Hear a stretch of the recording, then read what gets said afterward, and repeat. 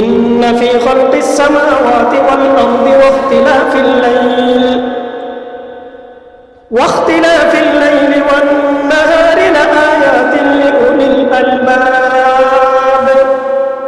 আল্লাহ তাআলা বলেন, নিশ্চয় আসমান এবং জমিন সমূহের সৃষ্টির মধ্যে রয়েছে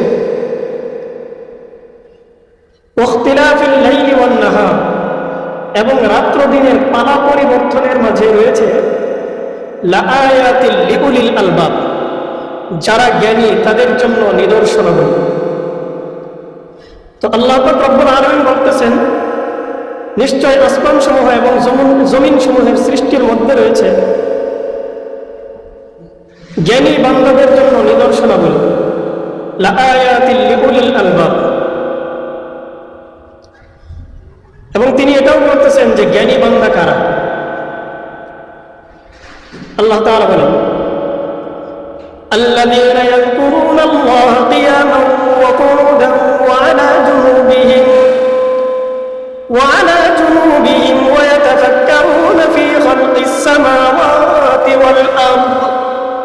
আল্লাহ তাআলা বলেন, الذين يذكرون الله, জ্ঞানী বান্দা হচ্ছে তারা যারা আল্লাহ তাআলার জিকির করে, কিয়ামান ওয়া কুউদা। আল্লাহ রাব্বুল আলামিন বলেন, আমার জ্ঞানী বান্দা হলো তারা কিয়ামান ওয়া কুউদা, যারা শয়নে স্বপনে, দাঁড়ানো অবস্থায়, বসা অবস্থায়, ওয়া আলা জুনুবিহিম, শোয়া অবস্থায়, সর্বাবস্থায় আল্লাহ তাআলার জিকির করে। আল্লাহ রাব্বুল আলামিন বলেন, এরা হলো আমার জ্ঞানী বান্দা। জ্ঞানী বান্দা হচ্ছে তারা যারা সর্বাবস্থায় কার জিকির করে?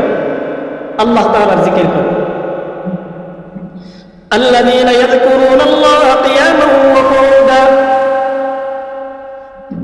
যারা দাঁড়ানো অবস্থায় আল্লাহর জিকির করে, বসা অবস্থায় আল্লাহর জিকির করে, ওয়া আলা জুনুবিহিম, শোয়া অবস্থায় আল্লাহর জিকির করে, ওয়া ইয়াতাফাক্কারুনা ফী খালকিস সামাওয়াতি ওয়াল আরদ, এবং এই গোটা আসমান জমিনের সৃষ্টি নিয়ে যারা চিন্তা করে, আল্লাহ কত সুন্দর করে আসমানটাকে সাজাইলেন, খুঁটি ছাড়া আসমান চলতেছে, এই আসমান কখনো ধসে পড়ে না, আসমানের মধ্যে যাবতীয় কার্যকলাপ সব কিছু পরিচালিত হচ্ছে আপন গতিতে। এত সুন্দরভাবে যিনি আসমানকে সাজাইলেন তিনি হলেন কে? এই বিষয়ে চিন্তা করে আল্লাযীনা ইয়াযকুরুনাল্লাহা কিয়ামান ওয়া কুউদা ওয়া আলা জুনুবিহিম ওয়া ইয়াতাফাক্কারুনা ফী খালকিস সামাওয়াতি ওয়াল আরদ। আল্লাহ রাব্বুল আলামিন বলেন, আমার জ্ঞানী বান্দারা তারা সব সময় আসমান জমিনের সুন্দর এই সৃষ্টি নিয়ে চিন্তা করবে। ওয়া ইয়াতাফাক্কারুনা ফী খালকিস সামাওয়াতি ওয়াল আরদ, আল্লাহ তাআলার এই সুন্দর সৃষ্টি নিয়ে চিন্তা করবে।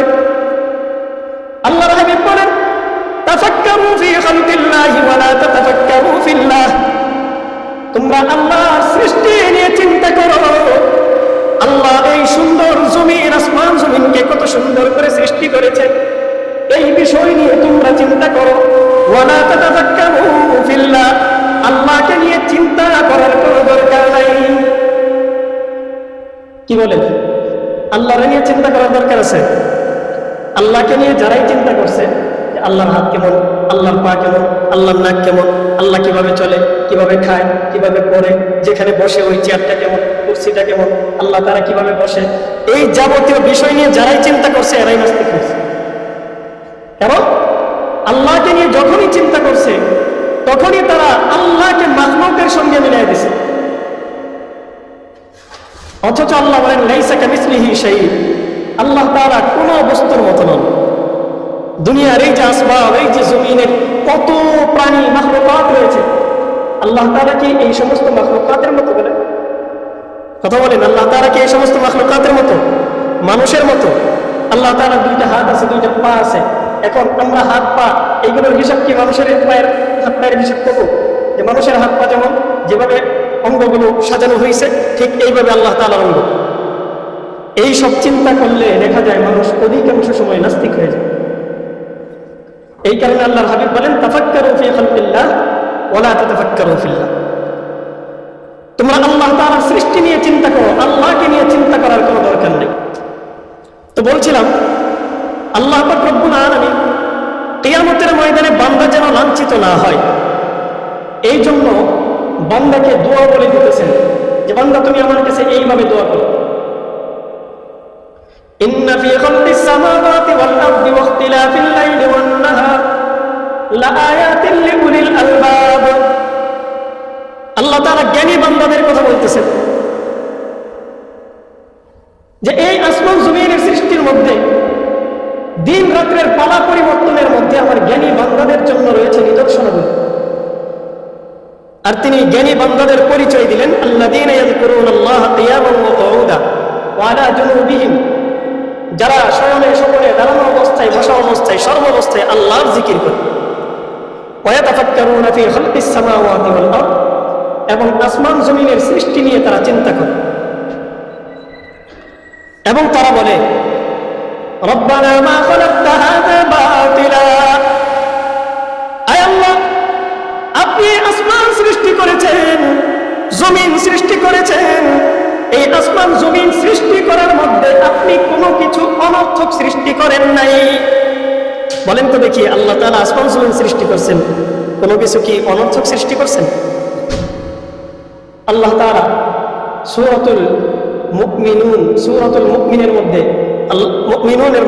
আল্লাহ পাক রব্বুল আলামিন বলতেছেন আফাহাসিবতুম আন্নামা খালাকনাকুম আবাসা ওয়া আন্নাকুম ইলাইনা লা তুরজাউন। আল্লাহ তাআলা বলেন তোমরা কি মনে করো এই যে আমি আসমান জমিন সৃষ্টি করেছি, হাজার হাজার মাখলুকাত সৃষ্টি করেছি, তোমরা কি মনে করো এই সব কিছুকে আমি অনর্থক সৃষ্টি করছি? আল্লাহ তাআলা জিজ্ঞাসা করতেছেন বান্দাদেরকে আফাহাসিবতুম, তোমরা কি ধারণা করো, তোমরা কি এমন ধারণা করো আন্নামা খালাকনাকুম আবাসা, আমি তোমাদেরকে অনর্থক সৃষ্টি করছি? আমি আপনাদেরকে জিজ্ঞাসা করতে চাই, বলেন তো দেখি আল্লাহ তাআলা দুটা আসমান জমিনের মধ্যে যা কিছু সৃষ্টি করছেন, কোনো কিছু কি অনর্থক সৃষ্টি করছেন? কথা বলেন, জুড়ে বলেন, অনর্থক সৃষ্টি করছেন নাকি এই সব কিছু সৃষ্টি করার পিছনে অবশ্যই কোনো না কোনো রহস্য আছে, কোনো না কোনো কল্যাণ নিহিত আছে? ঠিক কি ঠিক না? তো আল্লাহ পাক রব্বুল আলামিন বান্দাকে দোয়া শিখিয়ে দিতেছেন, বান্দা তুমি যেন লাঞ্ছিত না হও কিয়ামতের ময়দানে, এই জন্য আমার কাছে এইভাবে দোয়া করো রব্বানা মা খালাকতা হাযা বাতিলা, আয় আল্লাহ আপনি গোটা আসমান জমিনের মধ্যে যা কিছু সৃষ্টি করেছেন এইগুলোকে আপনি অনর্থক সৃষ্টি করেন নাই। সুবহানাকা ফাকিনা আযাবান নার, আয় আল্লাহ আপনি হলেন পূর্ণ পবিত্র, অতএব আপনি আমাদেরকে জাহান্নামের আযাব থেকে মুক্তি দান করুন। এরপর আল্লাহ বলেন রব্বানা ওয়া আতিনা মা ওয়া'আদতানা আলা রুসুলিক ওয়া লা তুখজিনা ইয়াওমাল কিয়ামাহ ইন্নাকা লা তুখলিফুল মি'আদ। আল্লাহ তাআলা বলেন রব্বানা ওয়া আতিনা মা ওয়া'আদতানা আলা রুসুলিক, ওরে আমার বান্দা এই যে দুনিয়ার মধ্যে তোমাকে আমি সৃষ্টি করলাম, তোমার সঙ্গে আমি একটা অঙ্গীকার করেছি। আল্লাহ তাআলা যখন বান্দাকে দুনিয়ার মধ্যে সৃষ্টি করলেন, তখন বান্দাকে সৃষ্টি করার সময়, সৃষ্টি করার পর একটা অঙ্গীকার করেছেন। কি অঙ্গীকার? আল্লাহ তাআলা বলছেন বান্দা তুমি দুনিয়াতে যাওয়ার পর নেক আমল করবা, ভালো কাজ করবা, আমি খুশি থাকি এমন কাজ করবা, বিনিময়ে আমি তোমাকে জান্নাত দান করব। আল্লাহ তাআলা বান্দার সঙ্গে কি করছেন? এই অঙ্গীকার করছেন। আল্লাহ পাক রব্বুল আলামিন বলতেছেন আমি তো তোমার সঙ্গে জান্নাতের ব্যাপারে চুক্তি করে ফেলছি। ইন্নাল্লাহা আশতারা মিনাল মুমিনিনা আনফুসাহুম ওয়া আমওয়ালাহুম বিআন্না লাহুমুল জান্নাহ। আল্লাহ পাক বলেন আমি আমার মুমিন বান্দার সঙ্গে জান্নাতের চুক্তি করেছি, জান্নাতের লেনাদেনা করেছি। আমি আমার জান্নাতকে আমার মুমিন বান্দার কাছে বিক্রি করে দিয়েছি। তবে আমি যখন জান্নাত বিক্রি করেছি তখন দুইটা জিনিসের বিনিময়ে আমি জান্নাতকে বিক্রি করেছি। কয়টা জিনিস? কয় জিনিসের বিনিময়ে আল্লাহ আমাদেরকে জান্নাত দিবেন? দুই জিনিসের বিনিময়। দুইটা জিনিসের বিনিময়ে আল্লাহ বলেন আমি আমার মুমিন বান্দাকে জান্নাত দান করব। আল্লাহ তাআলা বলেন ইন্নাল্লাহা আশতারা মিনাল মুমিনিনা আনফুসাহুম, আমি আমার মুমিন বান্দার সঙ্গে জান্নাতের চুক্তি করেছি দুইটা জিনিসের মাধ্যমে। এর মধ্যে একটা জিনিস হলো আনফুসাহুম, আমার মুমিন বান্দার জীবন।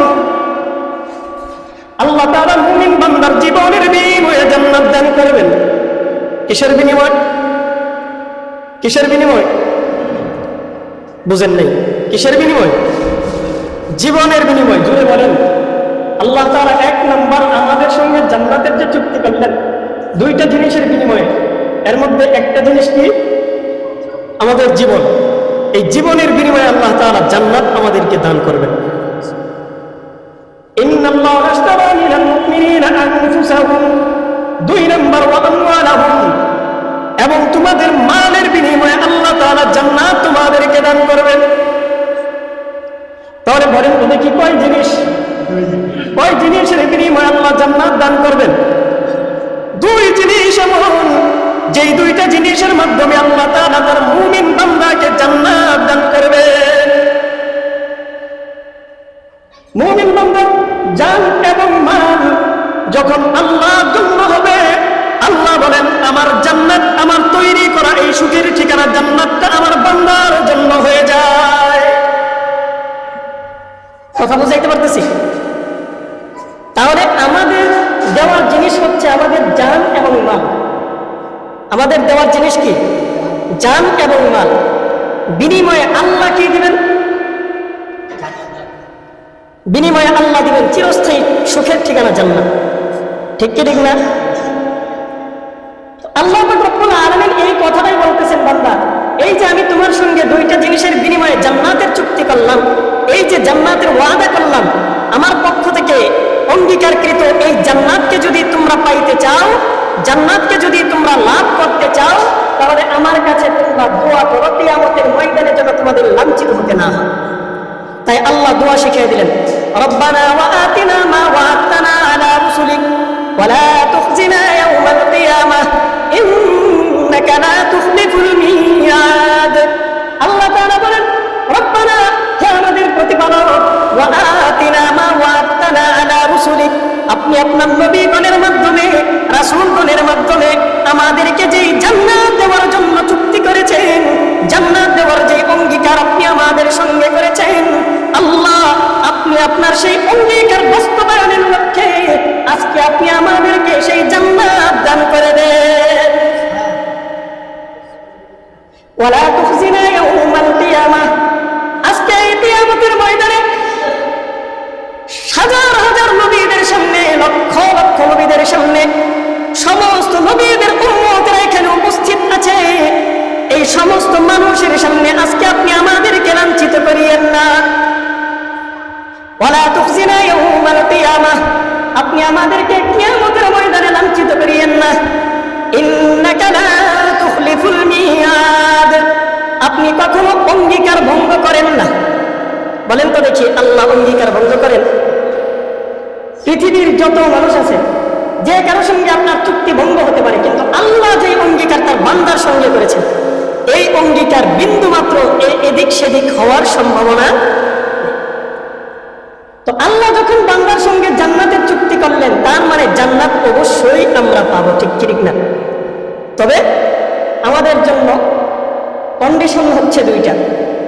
একটা হলো আমাদের জান আল্লাহর জন্য নিবেদিত প্রাণ করতে হবে, আরেকটা হচ্ছে আমাদের মাল আল্লাহর জন্য দিতে হবে।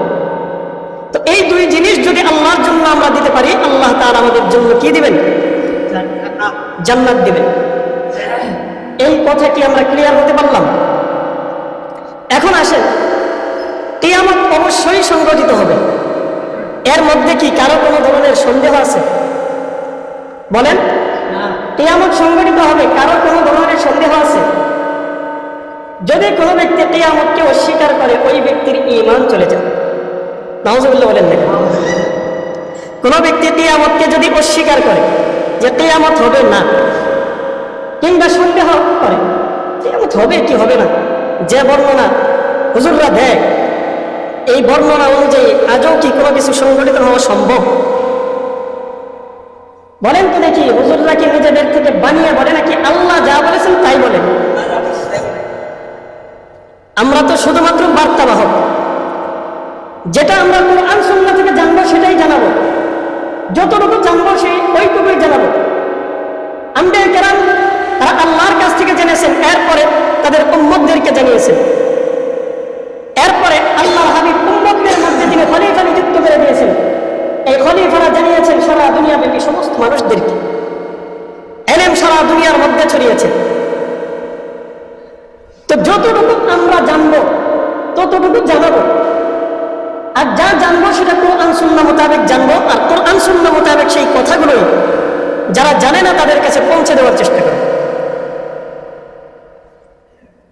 তো কিয়ামত সংঘটিত হবে এই ব্যাপারে কারো কোনো ধরনের সন্দেহ নাই, কেউ দ্বিমত পোষণ করার মতো সুযোগ নাই।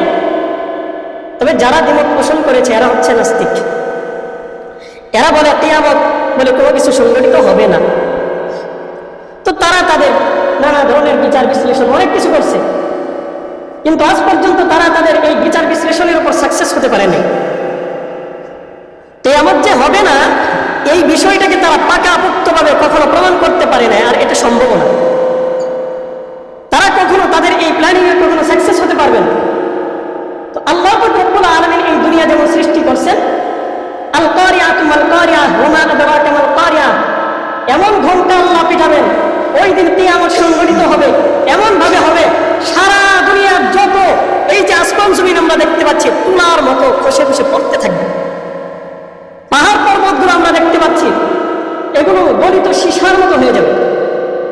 আজকে এই পাহাড় পর্বতগুলো কত মজবুত, সারা দুনিয়াটাকে এমনভাবে মজবুত করে রাখছে, আর এই পাহাড় পর্বতগুলো ধ্বংস হয়ে যাবে, নিঃশেষ হয়ে যাবে। ওই দিনের অবস্থা হবে খুবই ভয়াবহ, খুব কঠিন পরিস্থিতি হবে।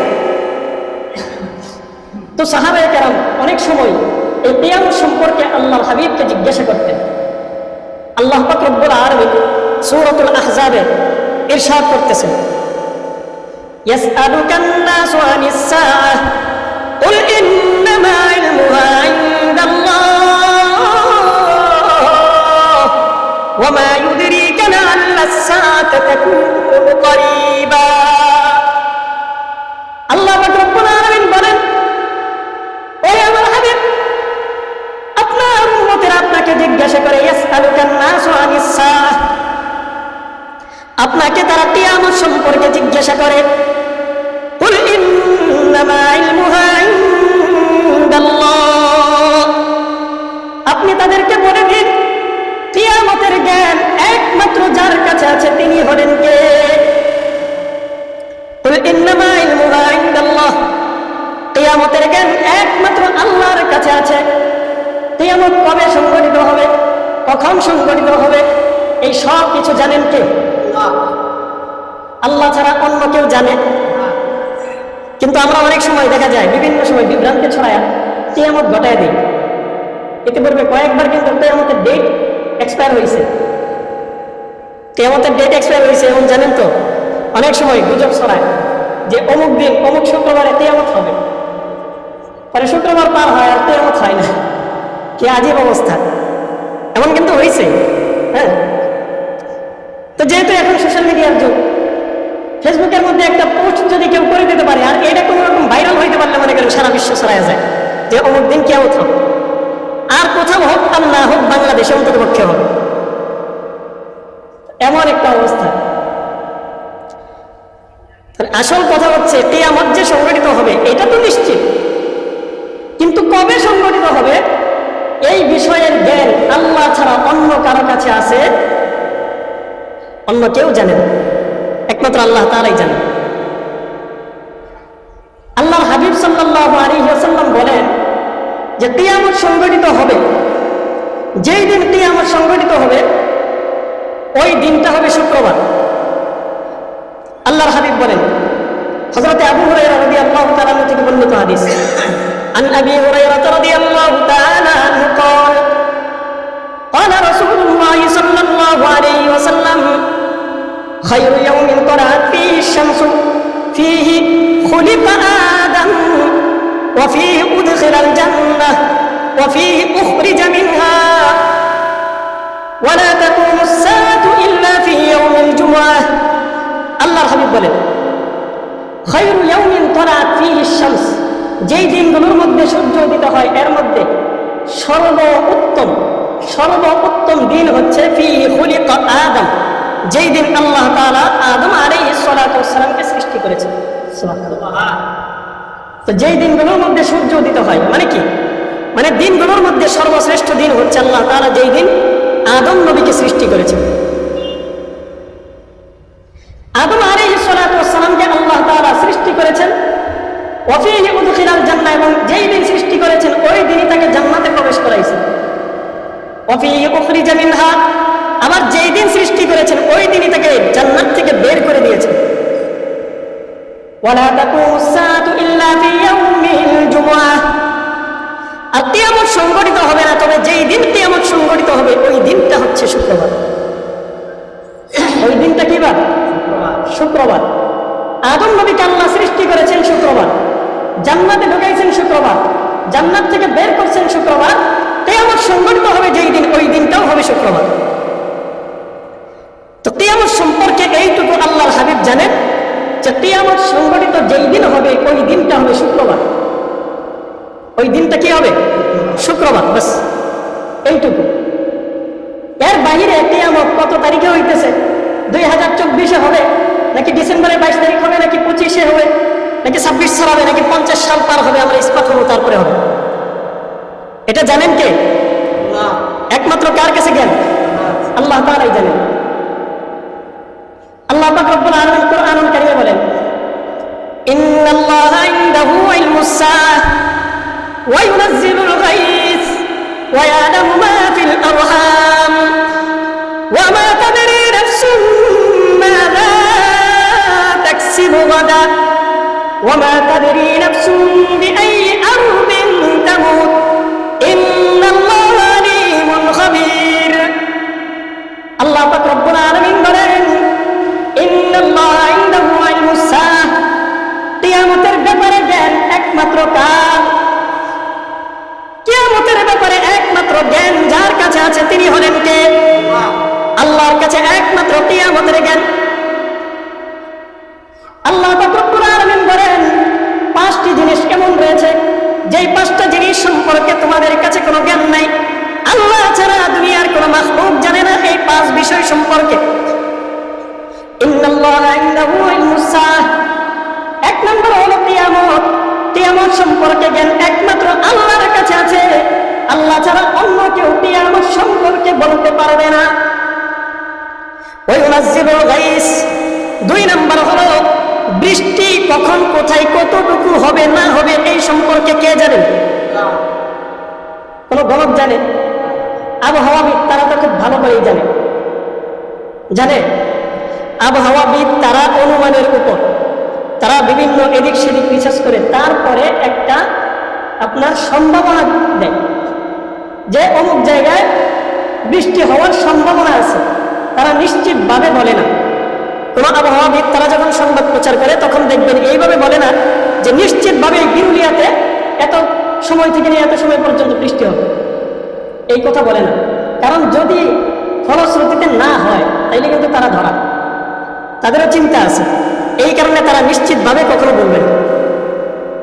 তাহলে বলেন তো দেখি, বৃষ্টি কখন কোথায় হবে না হবে কতটুকু হবে এই সম্পর্কে কে জানেন?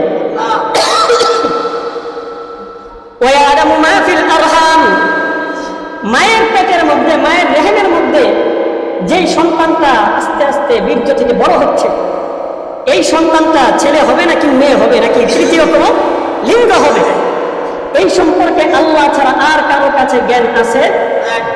অন্য কেউ জানে না। এখন বলবেন আল্ট্রাসাউন্ডের মাধ্যমে তো অনেক কিছুই দেখা যায়, জানা যায়।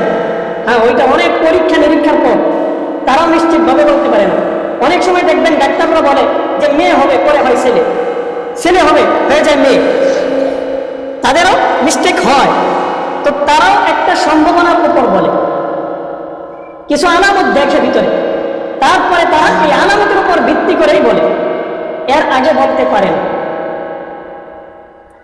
ওমা তাদরি নাফসুম মাযা তাকসিবু গাদা। আল্লাহ তাআলা বলেন, আগামীকাল তুমি কি উপার্জন করবা, আগামীকাল তুমি বেঁচে থাকবা নাকি মারা যাইবা, আগামীকাল তোমার জন্য কি রিজিক আসবে এই সম্পর্কে কে জানেন? আল্লাহ ছাড়া অন্য কেউ জানে নাকি? বলেন তো দেখি, আপনি নিশ্চিত ভাবে বলতে পারবেন নাকি যে আগামীকাল আপনি 1000 টাকা কামাই করতে পারবেন সারাদিন? এরকম নিশ্চিত ভাবে আমরা বলতে পারবো? আমাদের যে কোনো কিছু এদিক সেদিক হতেই পারে।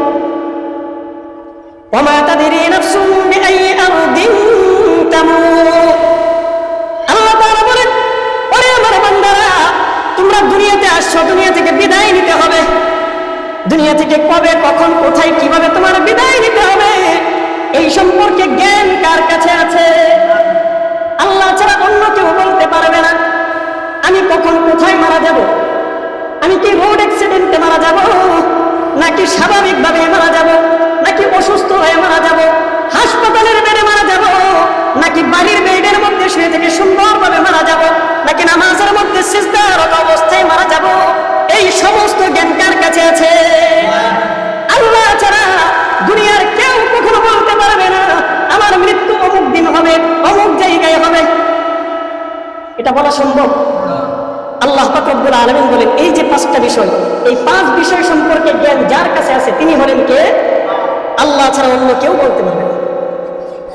তো কিয়ামত সংঘটিত হবে এটা নিশ্চিত, কিন্তু কিয়ামত কখন হবে, কোথায়, কিভাবে হবে এই সম্পর্কে আমরা কেউ কি জানি না।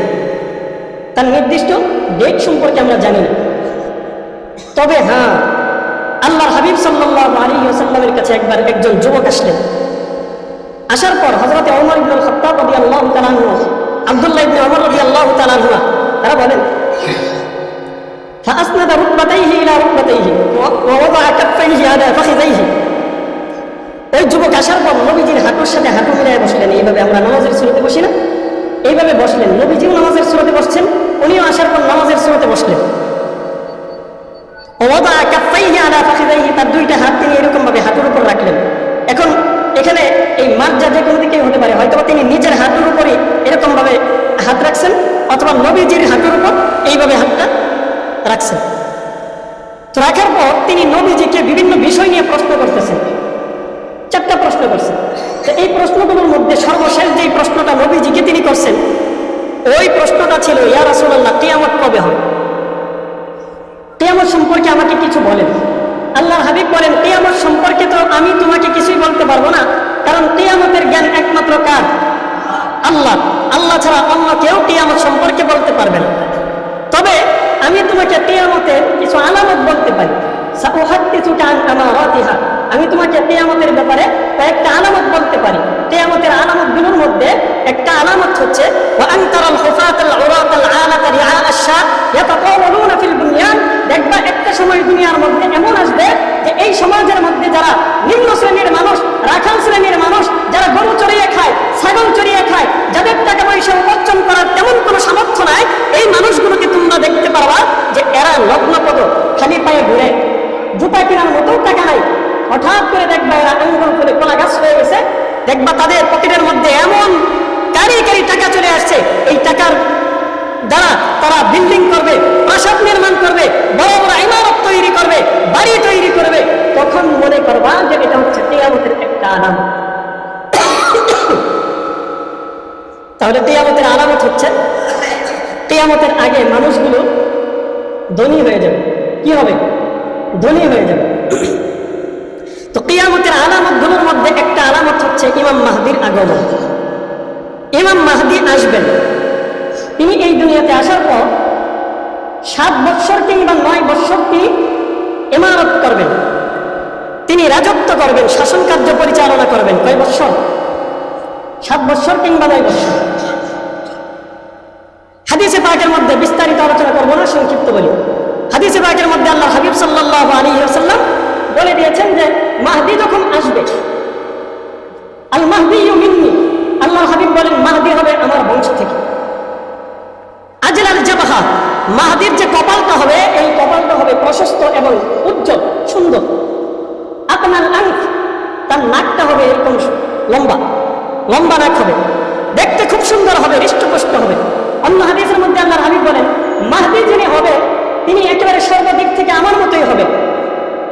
দিক থেকে আমার মতোই হবেন, কিন্তু কিছু কিছু জায়গার মধ্যে আমার সাথে তার একটা তফাৎ থাকবে। মাহদীর নাম হবে আমার নামে, মাহদীর নাম হবে মুহাম্মদ। আমরা তো ইমাম মাহদী বলি। মাহদীর নাম হবে মুহাম্মদ, তার বাবার নাম হবে আমার বাবার নামে, তার বাবার নাম হবে আব্দুল্লাহ। তো সর্বদিক থেকে, প্রায় সর্বদিক থেকে আল্লাহর হাবিব বলেন মিলে যাবে আমার সঙ্গে, তিনি আমার বংশ থেকেই হবেন। হযরত হাসান হুসাইন রাদিয়াল্লাহু তাআলা তাদের বংশ থেকে আসবেন। তো ইমাম মাহদী 7 বছর কিংবা 9 বছর তিনি রাজত্ব করবেন। বাইতুল মুকাদ্দাসে তিনি আসরের নামাজে যখন দাঁড়াইবেন, তখন হঠাৎ করে তিনি আওয়াজ শুনতে পারবেন যে বাইতুল মুকাদ্দাসের ছাদের উপর কে জানি আসছে। তখন তিনি আসরের নামাজ শুরু না করে ছাদের উপর চলে যাবেন। ওইখানে গিয়ে দেখবেন হযরত ঈসা আলাইহিস সালাতু ওয়াস সালামের আগমন হয়ে গেছে। এটাও হচ্ছে কিয়ামতের একটা আলামত। কিয়ামতের আরো একটা বড় আলামত হলো, কিয়ামতের বড় 10টা আলামত আছে, ওইগুলো সম্পর্কে বিস্তারিত আলোচনা করা সম্ভব না। কিয়ামতের বড় 10টা আলামত, ওইগুলো একদিকে রাখলাম। কিয়ামতের আরো কিছু আলামত যে আছে, এর মধ্যে একটা আলামত হচ্ছে গজওয়াতুল হিন্দ। কিয়ামতের একটা আলামত কি? গজওয়াতুল হিন্দ। গজওয়া মানে হচ্ছে যুদ্ধ, হিন্দ মানে হচ্ছে হিন্দুস্তান।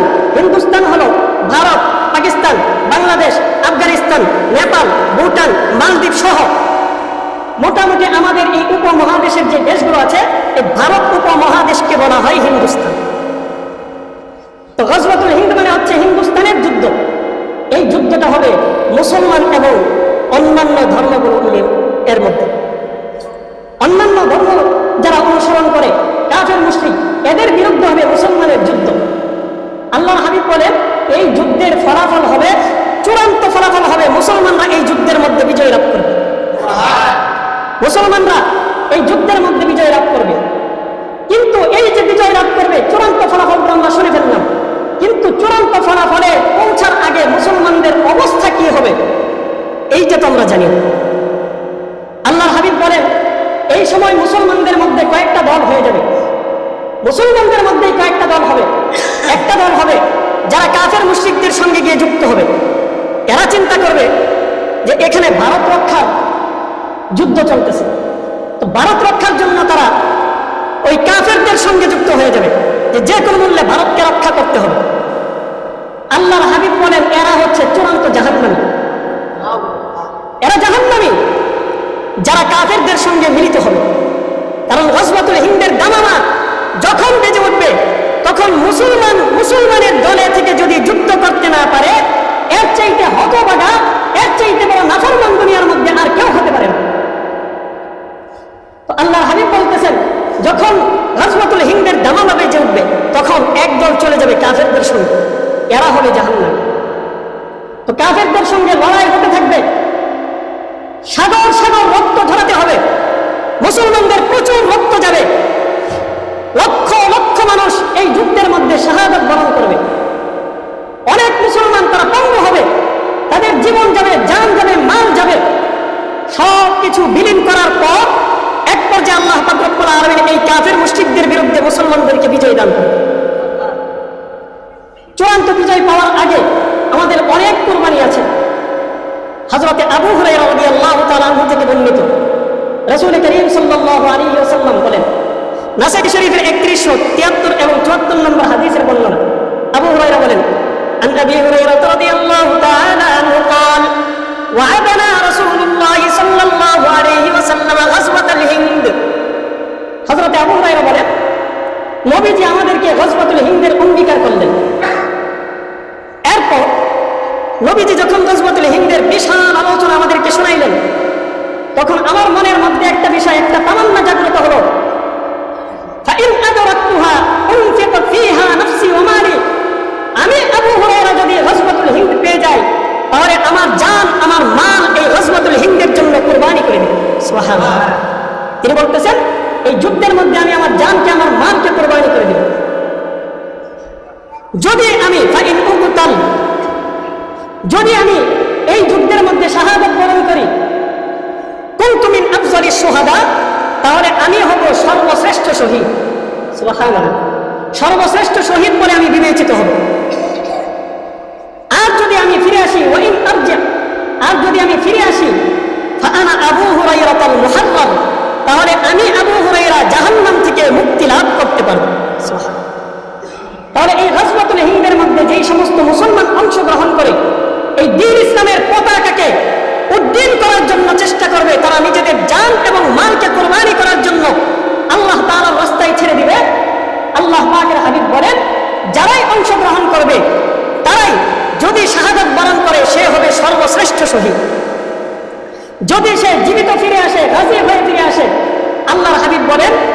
তাআলা তাকে জাহান্নাম থেকে মুক্তি দান করবেন। বলেন তো দেখি, এই কথাকে আমি বলি না আল্লাহর হাবিব বলেন? গজওয়াতুল হিন্দ হবে আমি বলি নাকি আল্লাহর হাবিব বলেন? আল্লাহর হাবিব সাল্লাল্লাহু আলাইহি ওয়াসাল্লাম বলতেছেন গজওয়াতুল হিন্দ হবে।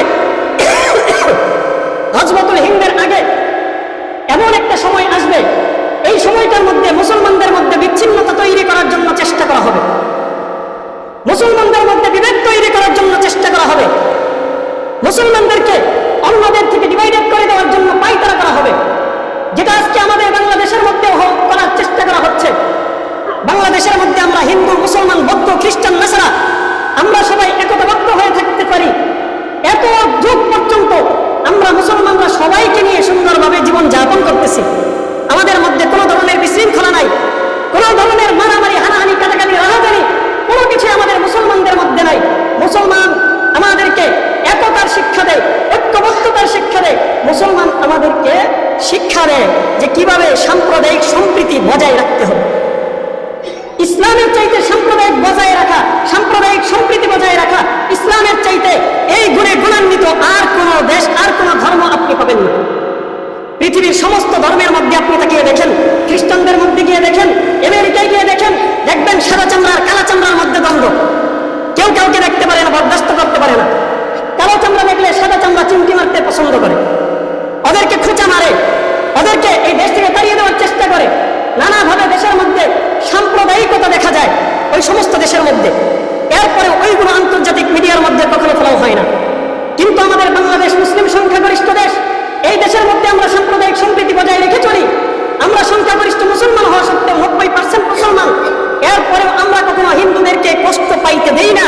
তাদেরকে তাদের হক সুন্দরভাবে বুঝিয়ে দেওয়ার চেষ্টা করি, আমরা তাদেরকে নিয়ে সুন্দরভাবে বসবাস করার চেষ্টা করি। এরপরেও আমাদেরকে বারবার উস্কানি দেওয়া হয়, বারবার বলা হয় যে আমরা নাকি সংখ্যালঘুদের উপর আক্রমণ করি, সংখ্যালঘুদেরকে নাকি আমরা ধ্বংস করার জন্য, এই দেশ থেকে বিতাড়িত করার জন্য চেষ্টা করতেছি, ইসলামের নামে আমরা নাকি সন্ত্রাস পরিচালনা করতেছি। এইভাবে আমাদেরকে বারবার উস্কানি দিয়ে আমাদেরকে গজওয়াতুল হিন্দের দালাল বাজিয়ে দেওয়ার চেষ্টা করা হচ্ছে। এই ধরনের ষড়যন্ত্রের মধ্যে আজকে একটা দল লিপ্ত। এই ব্যাপারে সতর্ক থাকতে হবে। গজওয়াতুল হিন্দের ব্যাপারে আপনি জানুন, আপনি বুঝুন গজওয়াতুল হিন্দের আগে কি অবস্থা তৈরি হবে। যেই অবস্থা তৈরি হওয়ার কথা আল্লাহর হাবিব বলে দিয়েছেন, এই অবস্থা কিন্তু আস্তে আস্তে তৈরি হচ্ছে, কিয়ামতের আগে অবশ্যই হয়ে যাবে। তো গজওয়াতুল হিন্দ যেহেতু হবে, এই সম্পর্কে যদি আমাদের জানা না থাকে, তাহলে ওই যে রাসূল বললেন যে একটা দল চলে যাবে কাফেরদের সঙ্গে, কাফেরদের মান রক্ষা করার জন্য, এই ভারত রক্ষা করার জন্য, ভারত রক্ষা করার জন্য যারাই যাবে আল্লাহর হাবিব বলেন এরা হচ্ছে জাহান্নামী। তো ভারত রক্ষার কোনো প্রশ্ন না, এই জায়গার মধ্যে ঈমান রক্ষার প্রশ্ন। ঈমানকে হেফাজত করতে হবে, আমার জান, আমার মাল, আমার সব কিছু দিয়ে আমার এই ইসলামকে সারা দুনিয়ার মধ্যে ছড়িয়ে দিতে হবে। এটা হবে আমার প্রধান টার্গেট। এরপর অন্য চিন্তা, আমার প্রধান চিন্তা হবে আমার এই ইসলামকে বলুণ্ঠিত হতে দেওয়া যাবে না। ইসলামের কালিমা লা ইলাহা ইল্লাল্লাহ খচিত, এই কালিমাকে অবগণিত হতে দেওয়া যাবে না। এই কালিমাকে সর্বোচ্চ শিখরে রাখতে হবে, এটা হবে আমার প্রধান টার্গেট। তো আমাদেরকে বারবার উস্কানি দেওয়া হয়, তার বারবার আমাদেরকে বিভিন্ন মিডিয়ার মাধ্যমে, ওদের মিডিয়ার মাধ্যমে আমাদেরকে প্রপাগান্ডা চালায়, আমাদের বিরুদ্ধে প্রপাগান্ডা চালাইতেছে। আমরা নাকি সংখ্যা লঘুদের উপর আক্রমণ করি। অথচ দেখেন আমাদের এই কিছুদিন আগেই আমাদের একজন মুসলিম আইনজীবী, যিনি মুসলিমদেরকে নিয়ে কাজ করতেন, মুসলিমদের মামলা তিনি লড়তেন, এই মুসলিম আইনজীবী সাইফুল ইসলাম আলিফ, ওনাকে এমন ভাবে হত্যা করা হয়েছে। এরকম নৃশংস হত্যা আজ পর্যন্ত এই বাংলাদেশের মধ্যে কোনো মুসলিম কর্তৃক কোনো হিন্দু এরকম ভাবে হত্যার শিকার হয়নি। কিন্তু আজকে করা হয়েছে। কারা করেছে? ইসকন। এরা কখনো, আমরা বলবো না যে ইসকন এরা হিন্দুদের একটা দল। ইসকন হচ্ছে এমন একটা দল, এরা সন্ত্রাস পরিচালনা করে, বাংলাদেশ ব্যাপী তারা সন্ত্রাস পরিচালনা করা হচ্ছে তাদের প্রধান টার্গেট। তারা তাদের হিন্দুত্ববাদ এই দুনিয়ার মধ্যে, বাংলাদেশের মধ্যে সৃষ্টি করতে চায়, হিন্দুত্ববাদ প্রতিষ্ঠা করতে চায়। ইসকনের প্রধান টার্গেট হচ্ছে হিন্দুত্ববাদ প্রতিষ্ঠার মাধ্যমে তারা যেন সন্ত্রাস পরিচালনা করতে পারে, এটাই হচ্ছে তাদের প্রধান টার্গেট। তারা কোনো হিন্দু ধর্ম প্রচার করার উদ্দেশ্য নিয়ে মাঠে আসেন, তারা বিভিন্ন এজেন্ডা বাস্তবায়ন করার জন্য আসছে। হিন্দুদের সঙ্গে আমাদের কোনো দ্বন্দ্ব নাই, দ্বন্দ্ব হচ্ছে এই ইসকনের সঙ্গে, কারণ তারা সন্ত্রাস, তারা সন্ত্রাস। হিন্দুদের সঙ্গে আমরা মিলেমিশে থাকি, তাদের সঙ্গে সুন্দরভাবে আমরা জীবন যাপন করি, এতকাল পর্যন্ত চলে আসতেছি, তাদের সঙ্গে আমাদের কোনো দ্বন্দ্ব নাই। কিন্তু প্রধান দ্বন্দ্ব যাদের সঙ্গে তারা হচ্ছে স্কুল। এরা কোনোভাবে আমাদের মুসলমানদের ভালোটা দেখতে পারে না। এদের বিভিন্ন সময় দেখা যায় বিভিন্ন জায়গার মধ্যে হিন্দুদের সঙ্গেও এদের লড়াই হয়েছে, হিন্দুদেরকেও এরা হত্যা করছে। মুসলমান তো আছে, হিন্দুদেরকেও এরা হত্যা করে। তো এদের প্রধান টার্গেট হচ্ছে সন্ত্রাসী কার্য পরিচালনা করা। এই কারণে গজওয়াতুল হিন্দ সম্পর্কে আমাদের জানতে হবে, বুঝতে হবে। গজওয়াতুল হিন্দের প্রতি আমাদেরকে ঠেলে দেওয়ার চেষ্টা করা হচ্ছে। এর পরিণাম কি হবে আল্লাহর হাবিব হাদিসের মাধ্যমে বলে দিয়েছেন। তো পরিণামের জন্য অপেক্ষা করেন। একটা সময় এমন আসবে মুসলমান হাজার কষ্ট, বেদনা, দুঃখ, যাতনা সবকিছু আপনার উপর যাবে। নানা কষ্ট সহ্য করার পর একটা সময় আল্লাহর হাবিব বলেন এমন আসবে যে চূড়ান্ত বিজয় আল্লাহ তাআলা তোমাদেরকেই দান করবে। তো এই বিজয়ের ঘোষণা তো আল্লাহর হাবিব দিয়ে গেছেন। তো বিজয়ের চূড়ান্ত লক্ষ্যে যেন আমরা পৌঁছতে পারি, আমরা যেন চূড়ান্ত পর্যায়ে গিয়ে বিজয়টা আমাদের করে নিতে পারি, এই জন্য তো আমরা কাজ করবো ইনশাআল্লাহ। আমরা ঈমানি তাকত তৈরি করব, ঈমানি শক্তি তৈরি করব। যখনই ইসলামের